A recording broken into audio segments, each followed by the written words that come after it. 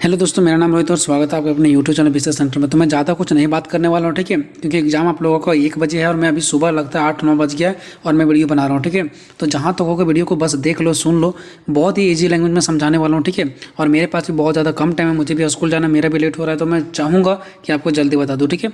अगर पीडीएफ लेना तो पीडीएफ ग्रुप ज्वाइन कर लो, मेरा व्हाट्सअप नंबर डिस्क्रिप्शन में दिया गया, वहाँ से व्हाट्सअप करो, आपको पीडीएफ दे दिया जाएगा, ठीक है। देखो, समाजशास्त्र का अर्थ। तो सबसे पहले हम क्वेश्चन देखते हैं। क्वेश्चन क्या है? राजनीतिक समाजशास्त्र की प्राकृतिक और इसके विशेष क्षेत्र का वर्णन करें।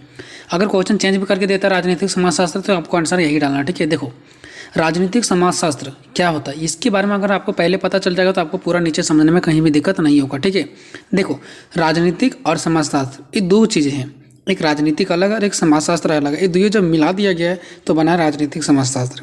ये तो आपको भी पता है। देखो, इसका एग्जाम्पल कैसे होता है। सो मान लो एक पिता है, पिता के एक तरफ उसका एक लड़का है और एक तरफ उसका एक लड़का है, ठीक है। दोनों तरफ लड़के हैं उसका, यानी एक पिता, हमारे बड़े पिता जो हैं वो बीच में खड़े हैं, उसके एक तरफ एक लड़का है और दूसरे तरफ एक लड़का है। अब देखो, जो बीच में पिता खड़ा है ना, वो हो गया राजनीतिक समाजशास्त्र, और जो एक तरफ एक बेटा खड़ा है वो हो गया राजनीतिक, और एक जो दूसरे तरफ बेटा खड़ा है वो हो गया समाजशास्त्र। जब राजनीतिक वाला और समाजशास्त्र दोनों बेटा मिल गया तो उससे क्या बन गया? हमारा बाप। यानी दोनों का जो बेटा का बाप है वो कौन है? पिता कौन है? बीच वाले। तो ऐसा ही सेम कंडीशन है कि एक तरफ राजनीतिक है और एक तरफ समाजशास्त्र है, और बीच में कौन है? राजनीतिक समाजशास्त्र, दोनों से जो मिल के बना है, ठीक है। तो देखो, राजनीतिक समाजशास्त्र ना तो राजनीति की तरफ जा सकता है ना तो समाजशास्त्र की तरफ जा सकता है। यानी जो पिता है, क्या वो अपने इस बेटा की ओर या तो फिर उस बेटा की ओर जा सकता है? नहीं।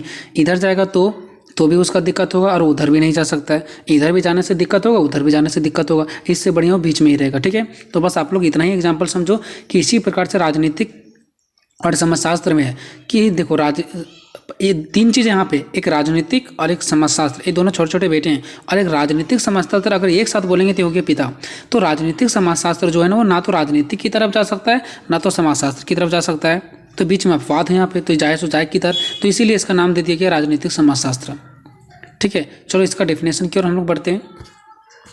पहले देखते हैं समाजशास्त्र का अर्थ क्या होता है। समाज मीन्स होता है समाज, और शास्त्र का मतलब होता है उसके अच्छे से, सिस्टम से, बढ़िया तरीका से उसके बारे में अध्ययन करना। तो जब हम समाज के अच्छे तरीके से समाज के एक अच्छे सिस्टम से हम क्या करते हैं? अध्ययन करते हैं, उसके बारे में जानते हैं, तो उसे हम समाजशास्त्र कहते हैं, ठीक है। समाजशास्त्र, देखो इसका डेफिनेशन अर्थ को देखते हैं कि समाजशास्त्र समाज का विज्ञान है। समाजशास्त्र क्या है? समाज का विज्ञान है। इस शास्त्र के अंतर्गत मुख्य रूप से समाज का अध्ययन किया जाता है। इसमें किसका अध्ययन किया जाता है? समाज का। समाजशास्त्र की मुख्य विषय वस्तु सामाजिक संबंधों से है। सामाजिक संबंधों का अध्ययन के लिए ही समाजशास्त्र का जन्म हुआ और विकास हुआ। देखो, यानी सामाजिक संबंधों के अध्ययन के लिए, ताकि हम समाज का क्या कर सके? अध्ययन कर सके, उसके बारे में सिस्टमैटिक तरीका से अध्ययन कर सके, हर कुछ जान सके, इसके लिए ही समाजशास्त्र को बनाया गया है। इसका मतलब ये हुआ, ठीक है। अर्थात अगर हम एक बात में एक शब्द बोले तो समाजशास्त्र जिसमें समाज के संबंधों का क्रमबद्ध, संगठित व व्यवस्थित अध्ययन किया जाता है। इसका मतलब आप लोग को समझना पड़ेगा कि समाजशास्त्र क्या है? जिसमें समाज के बारे में, समाज के संबंधों के बारे में क्रमबद्ध मतलब सिस्टमैटिक तरीका से, संगठित मतलब इकट्ठा किया गया चीज़ों को व्यवस्थित रूप से क्या करते हैं? अध्ययन करते हैं। उसी को हम लोग क्या बोलते हैं? समाजशास्त्र कहते हैं। चलो ठीक है, अब चलते हैं आगे। थोड़ा हम जल्दबाजी में समझा रहे हैं, तो अगर नहीं समझ में आ रहा होगा तो सॉरी, कमेंट करके बताना कि ये आपको समझ में आ रहा है या नहीं, ठीक है। अगर समझ में आ रहा होगा तो आप कमेंट करें कि हाँ मुझे समझ में आ रहा है, ठीक है। चलो अब देखते हैं राजनीतिक समाजशास्त्र क्या है। तो वही बात था, समाजशास्त्र क्या, जब समाज का एक क्रमबद्ध अध्ययन करते हैं तो समाजशास्त्र कहलाता है। लेकिन जब राजनीतिक में एक समाज का क्रमबद्ध अध्ययन करते हैं तो राजनीतिक समाजशास्त्र कहलाता है, ठीक है। लेकिन इसको ऐसा डिफिनेशन नहीं देना जो मैं बता रहा हूँ, उस टाइप से करना, ठीक है।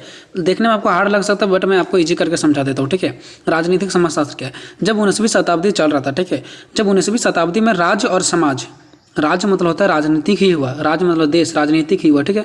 राज्य और समाज के आपसी संबंध पर वाद विवाद हो गया। जब 19वीं शताब्दी चल रहा था तो राज्य में और समाज को लेकर के एक आपसी संबंध विवाद उत्पन्न हो गया, वाद विवाद होने लगा। अब जब 19वीं शताब्दी खत्म हो गई, जब 20वीं शताब्दी में, जब द्वितीय विश्व युद्ध के बाद, 20वीं शताब्दी मतलब क्या, जब द्वितीय विश्व युद्ध चल रहा था, तो उसके बाद सामाजिक विज्ञान में विभिन्नीकरण और विशिष्टीकरण तथा राजनीतिक में व्यवहारिक क्रांति के बढ़ते हुए, देखो यहाँ तो मैं आपको समझाता हूँ। जब 19वीं शताब्दी में वाद विवाद उत्पन्न हो गया, अब आया 20वीं शताब्दी, जब द्वितीय विश्व युद्ध चला, और जब द्वितीय विश्व युद्ध चला उसके बाद समाज को क्या करने किया जाने लगा, विभिन्नीकरण और विशिष्टीकरण। विभिन्नीकरण मतलब क्या, अलग अलग तरीका से विकास किया जाने लगा समाज में। इसके पहले आप लोग पढ़े होंगे विभिन्नीकरण और विशिष्टीकरण पहले वाला क्वेश्चन में। और विशिष्टीकरण मतलब क्या, एक खास प्रकार का विकास किया जाने लगा, है ना। मतलब जब द्वितीय विश्व युद्ध हो गया उसके बाद से क्या किया जाने लगा, समाज में एक अलग अलग तरीका से विकास किया जाने लगा। एक अलग अलग तरीका से विकास करने के बाद एक अच्छे तरीके से, एक खास तरीके से भी अलग अलग तरीके से क्या किया जाने लगा, विकास किया जाने लगा। ठीक है, विभिन्नीकरण का मतलब क्या, अलग अलग तरीके से विकास, और विशिष्टीकरण मतलब क्या, एक अलग विशेष तरीका से, है ना। तो कुल मिलाकर के देखा जाए तो विशेष तरीका से और अलग अलग तरीका से विकास किया जाने लगा। ठीक है, जब ऐसा हुआ तो राजनीतिक विज्ञान में व्यवहारिक क्रांति के बढ़ते हुए महत्व, अब उसके बाद देखा गया कि राजनीतिक विज्ञान में व्यवहारिक क्रांति के बढ़ते हुए महत्व के कारण जर्मन और अमेरिका विद्वानों ने राजनीतिक विज्ञान के समाजोन्मुख अध्ययन की नूतन प्रवृत्ति शुरू हुई। देखो, जब क्या हुआ, राजनीतिक विज्ञान में व्यवहारिक क्रांति के बढ़ते हुए प्रभाव के कारण जब क्या हुआ, राजनीतिक विज्ञान में व्यवहारवादी क्रांति बढ़ने लगा, इसका महत्व जब बढ़ने लगा तो जर्मनी और अमेरिका के जो विद्वान थे ना, वो लोगों ने क्या किया कि राजनीतिक विज्ञान के समाजोन्मुख अध्ययन की नूतन प्रवृत्ति शुरू कर दी। जब उसने देखा कि राजनीतिक विज्ञान में व्यवहारवादी जो क्रांति उसका महत्व बढ़ रहा है, कौन, जर्मन और अमेरिकी के जो विद्वान थे, वो जब देखा कि राजनीतिक विज्ञान में व्यवहारवादी क्रांति का महत्व बढ़ रहा है तो उसने क्या करने लगा, राजनीतिक विज्ञान में उन लोगों ने समाजोन्मुख का अध्ययन का नूतन प्रवृत्ति शुरू कर दी। समाजोन्मुख का मतलब होता है फैली हुई असमानता, कमियां को दूर करना। तो अमेरिका और जर्मनी के जो विद्वान थे, वो लोगों ने मिल करके जब राजनीतिक विज्ञान के फैली हुई असमानता को, फैली हुई कमियां को दूर करने का एक प्रवृत्ति शुरू कर दिया, है ना। इस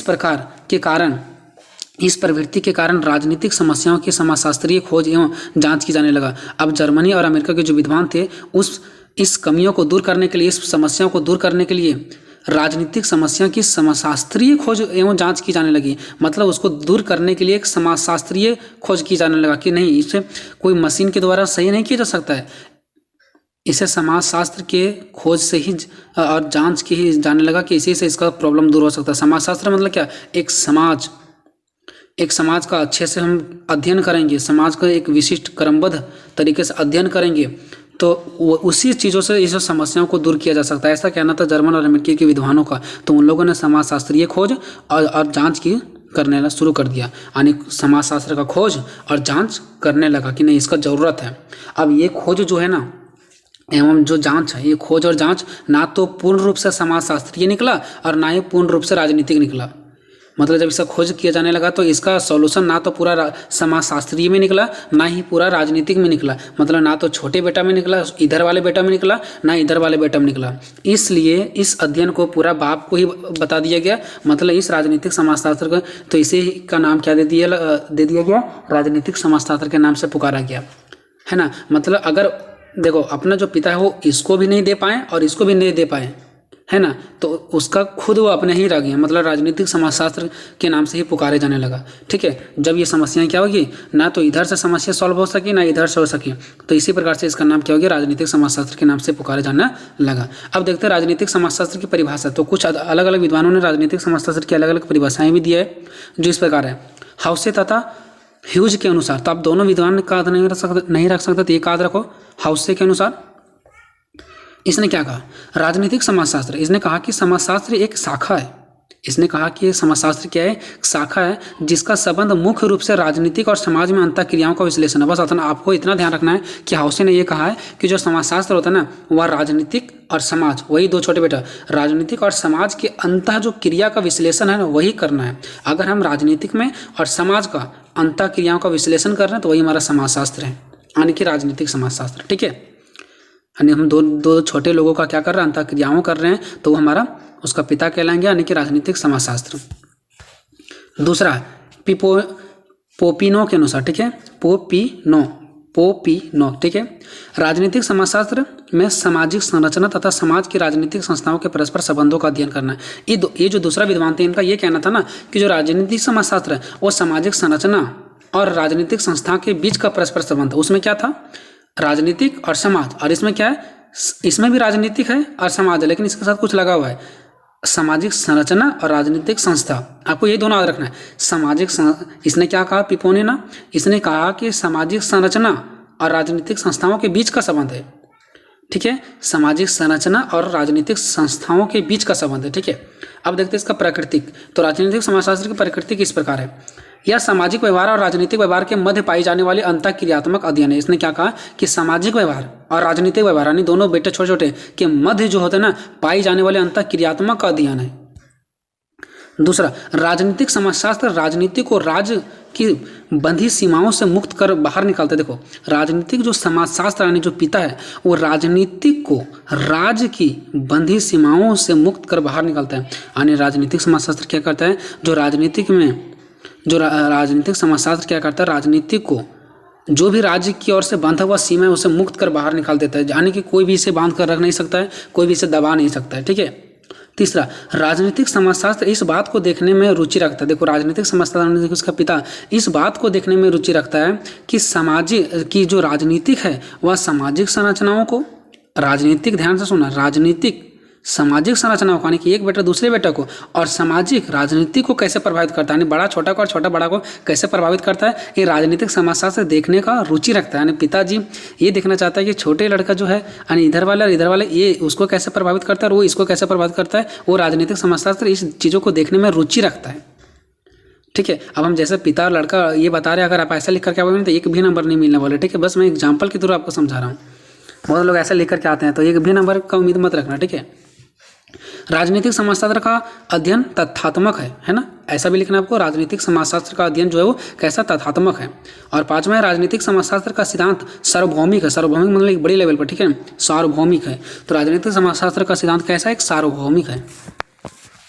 लास्ट ये देखते हैं राजनीतिक समाजशास्त्र का विषय क्षेत्र। देखो, राजनीतिक समाजशास्त्र एक नया विषय है, एक नया विषय, बिल्कुल नया विषय है।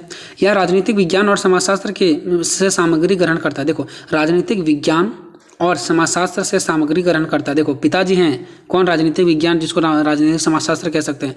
ठीक है, तो ये क्या करते हैं, राजनीतिक विज्ञान से, राजनीतिक से और समाज से क्या करते हैं, सामग्री ग्रहण करते हैं। यानी छोटे ये लड़के और वो लड़के से क्या वो पिता सामग्री ग्रहण नहीं कर सकते क्या? तो इसी प्रकार से राजनीतिक विज्ञान और समाजशास्त्र के क्या से राजनीतिक समाजशास्त्र क्या करते हैं, सामग्री ग्रहण करते हैं। इसलिए इसका अलग विषय क्षेत्र निर्धारित करना एक कठिन कार्य है। इसलिए इसका विषय क्षेत्र, अलग अलग विषय क्षेत्र निर्धारित करना एक कठिन समस्या है। ये हम नहीं कह सकते हैं कि ये अलग है और वो अलग है। अगर अलग अलग हम उसको बांट देंगे तो ये हमारा प्रॉब्लम क्रिएट हो जाएगा और ये एक समस्या है। दूसरा पॉइंट, यदि यह राजनीतिक विज्ञान की ओर झुकता है तो भी खतरा है। अगर एक बेटा की तरफ झुकेगा तो भी खतरा है, और यदि समाजशास्त्र की ओर झुकता है तो भी खतरा है। तो ये कहीं झुक नहीं सकता है, इसलिए इसका अलग अलग भागों में निर्धारित करना एक कठिन समस्या है। तो आइए दोस्तों, ये वीडियो को कैसा लगा कमेंट बॉक्स में जरूर बताना। मिलेंगे नेक्स्ट वीडियो में, तब तक